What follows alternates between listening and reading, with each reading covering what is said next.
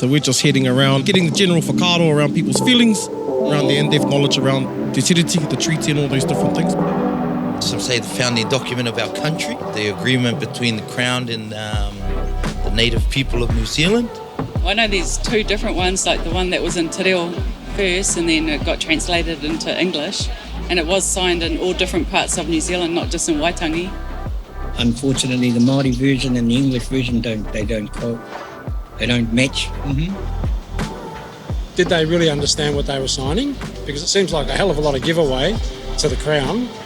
And secondly, the translation. You've got to remember the language is so totally different. How do you know you got the translation right? And how can you verify it? Okay, it's an era, right? It's a sign of the times. But in today's terms, nobody would have signed it, obviously. It doesn't matter which country in the world we're in, there's been things done wrong, and we need to work forward. We all need help crossing the road, don't we? Yeah. And crossing the road. Crossing the road, yeah. Great to talk to people on the ground, community, and getting there for whakaaro on everything. Overall, been an awesome trip.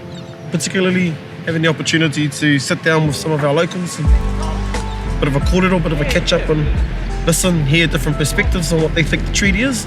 Thank you for having us. Pia tōna kia koe wā. You get Māori bread.